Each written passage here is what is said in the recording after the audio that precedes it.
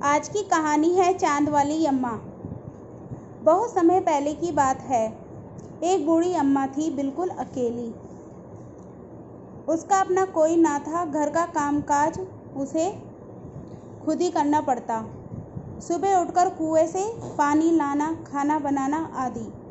उसके साथ एक परेशानी थी। वे रोज़ सुबह उठकर जब घर में झाड़ू लगाती तब तक तो सब ठीक रहता, पर जैसे ही वह आंगन में जाती और झाड़ू लगाने के लिए झुकती, तभी आसमान आकर उसकी कमर से टकराता।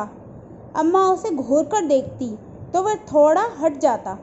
फिर वह जैसे ही दोबारा झुकती, आसमान फिर अपनी हरकत दोहराता। 1 दिन, 2 दिन, 3 दिन लगातार यही क्रम चलता रहा। अम्मा झाड़ू लगाए और आसमान उसे तंग करे। एक दिन कुएं पर पानी भरने को लेकर अम्मा का किसी और से झगड़ा हो गया। अम्मा जरा गुस्से में थी। वे झाड़ू उठाकर आंगन में गई और जैसे ही झुकी, आसमान ने अपनी आदत के अनुसार उसे फिर छेड़ा। अम्मा ने आव देखा न ताव और कसकर एक झाड़ू आसमान को दे मारी। आसमान झट हट गया, पर वह अपनी आदत से मजबूर था।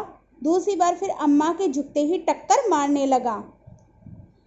अम्मा ने फिर पूरी ताकत से उस पर वार किया।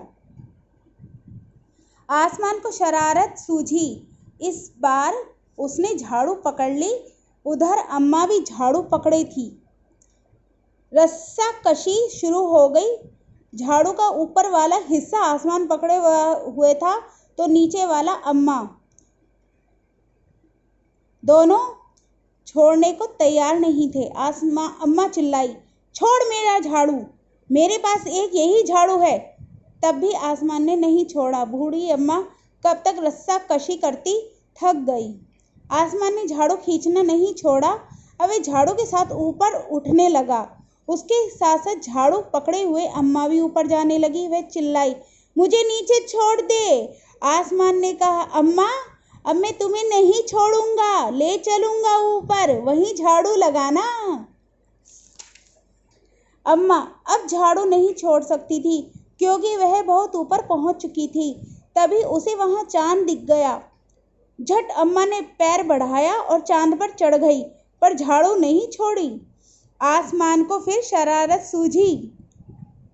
उसने सोचा, अम्मा तो चांद पर चढ़ गई है, यदि चांद उसकी मदद करेगा तो मैं हार जाऊंगा, इसे यहीं रहने दूं। ऐसा सोचकर उसने झाड़ू छोड़ दिया। अम्मा झाड़ू सहित चांद पर रह गई।